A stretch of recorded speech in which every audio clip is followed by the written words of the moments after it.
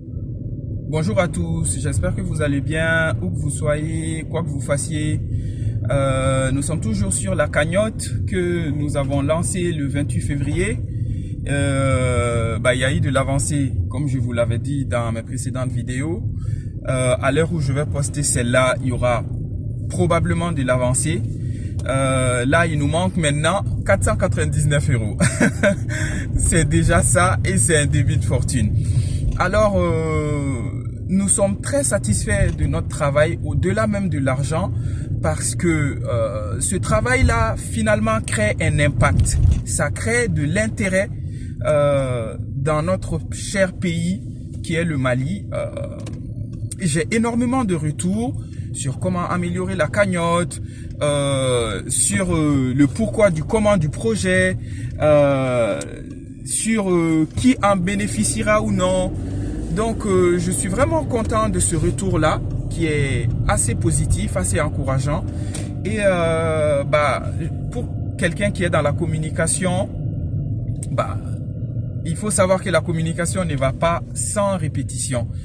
Parce que du moment où on décoche la flèche qui est notre message, il y a énormément d'informations qui se perdent en chemin avant que l'information n'arrive au grand public. Donc, les gens me reviennent avec la question selon laquelle, mais la bibliothèque en fait, pourquoi elle est dans une école? Pourquoi elle est dans une école et qui en bénéficie? En fait, la bibliothèque, elle est dans une école, parce que Dieu a fait que c'est avec l'école des Trois Ours qu'on a mis en place ce projet en fait. Et en même temps, le hasard n'existant pas, il n'y a rien de mieux et de plus innovant qu'une école qui porte un projet de bibliothèque sociale, surtout dans un pays comme le Mali. Donc, je suis très content, très fier de porter ce projet-là avec Madame Zariatou Koïta, qui est la fondatrice et la promotrice de l'école Les Trois Ours, et qui est également mon associé sur ce projet social. Donc, l'objectif, c'est justement de promouvoir le savoir, l'éducation, l'instruction, le partage, la citoyenneté, l'éveil des consciences. Donc, le projet qui est porté justement par la promotrice d'une école et par une start-up spécialisée dans la communication et dans les projets numériques comme Ahrar Concept a pour but de vulgariser le savoir à tout le monde. Nous avons réfléchi au modèle économique, nous sommes encore en train d'y réfléchir pour l'adapter encore plus à toute la population. Certes, les élèves et les parents d'élèves de l'école Les Trois Ours auront un accès, je dirais, privilégié à la bibliothèque parce que chaque matin, ils iront déposer leurs enfants. Mais la bibliothèque est ouverte à tout le monde. L'idée, c'est de faire en fait de l'école Les Trois Ours un lieu de vie, un tiers-lieu, c'est-à-dire un lieu où toutes les couches de la société vont se rencontrer. Donc, nous avons prévu, comme je vous l'ai dit, au risque de me répéter, et c'est la communication qui exige cela, un modèle économique. Parce qu'il y a des coûts derrière. Rien que le loyer que l'école paye, c'est énorme. Surtout en période complexe comme celle-là. L'électricité, les charges. Donc, nous supportons déjà énormément de coûts derrière. Moi qui vais chercher les livres, qui me déplace de ma ville jusqu'à Paris pour le donner à notre responsable logistique qui l'amène à Bamako, le coût de com que nous faisons, tout ça, ça prend du temps, ça prend de l'énergie. Tout ça, nous sortons cela de notre poche. Donc, on va créer quand même un modèle économique qui va permettre à l'ensemble de la population finalement d'accéder à la culture.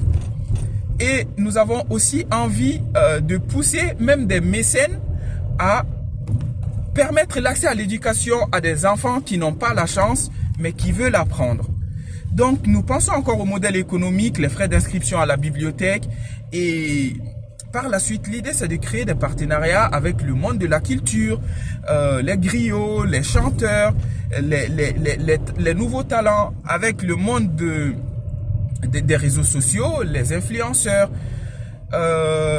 L'idée, c'est à partir de ce projet de bibliothèque sociale, de créer un emploi. Par exemple, une personne qui sera chargée finalement des livres, de suivre les inscriptions, de gérer en fait finalement le local. Parce que la promotrice doit gérer l'école, moi je dois gérer mon entreprise. Donc l'idée, c'est de créer finalement des opportunités professionnelles, de créer des ouvertures qui mènent vers l'autonomie locale et dans la gestion finalement de ce stock de livres qui sont aussi intéressants les uns que les autres. C'est vraiment divers. Il y aura des livres sur la parentalité, sur la santé, sur les études, c'est-à-dire les lycéens, sur les romans, sur les livres de jeunesse. Il y aura des livres sur les romans. Il y aura des livres dans tous les domaines possibles, tant que nous aurons l'opportunité encore de récupérer des ouvrages. Et ce n'est que le début. La bibliothèque reste ouverte à tout le monde, et même là, actuellement, elle est ouverte, dans le sens où, en fait, en attendant la réouverture officielle du nouveau local, vous pouvez quand même avoir accès à certains livres, visiter notre bibliothèque pour voir un peu notre stock de livres, pour voir un peu notre parc littéraire.